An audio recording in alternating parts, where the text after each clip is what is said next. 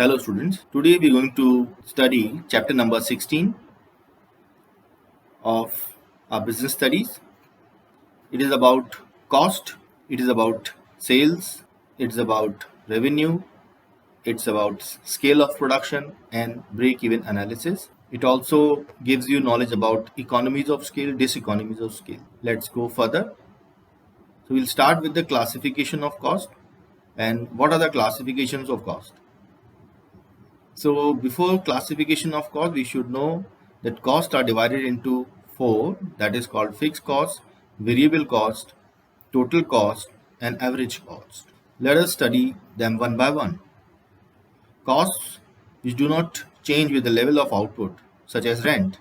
Rent of a building is a perfect example of fixed cost. Whatever level of output you produce, you have to pay certain expenses, irrespective of the level of production, whether you produce more, whether you produce less. So certain costs, or there are costs which are not dependent on output, which are called fixed costs. Now we move to the next cost, which is called variable cost.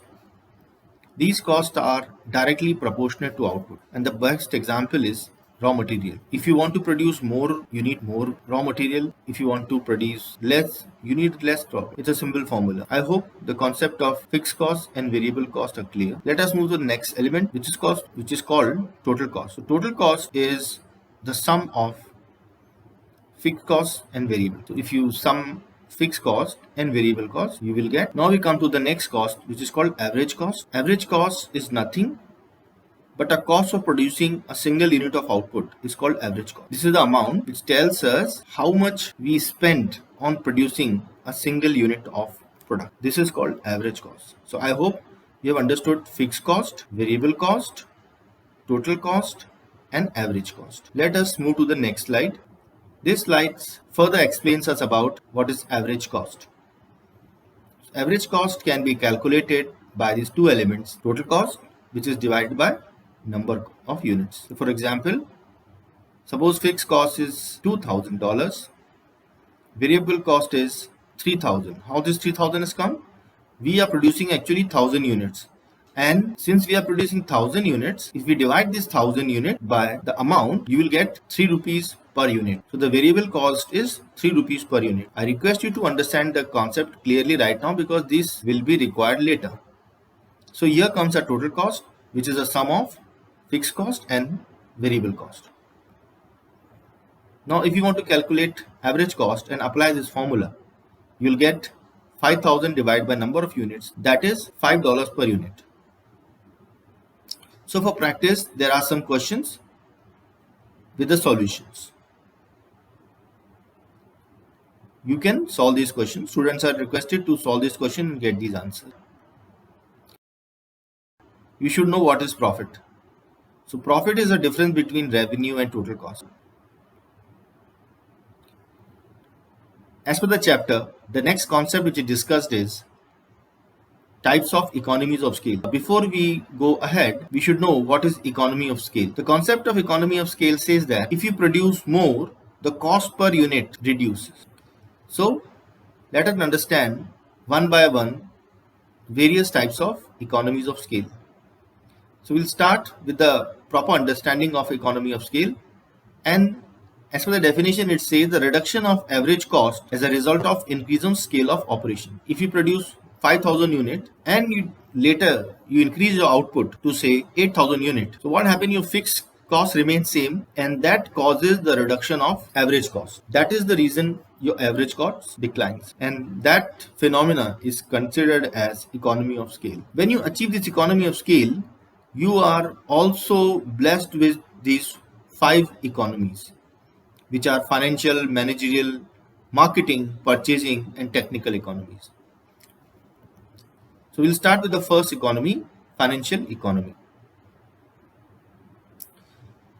When you have a big business or when you operate in large quantity, of course, your per unit cost decline, but also you are able to procure loans at lower rate. The reason is you are in a position, because you are earning well, you are in a position to bargain and get loans easily and at the lower rate of interest. So that procuring loan at lower rate of interest is considered as financial economy. Let's move ahead.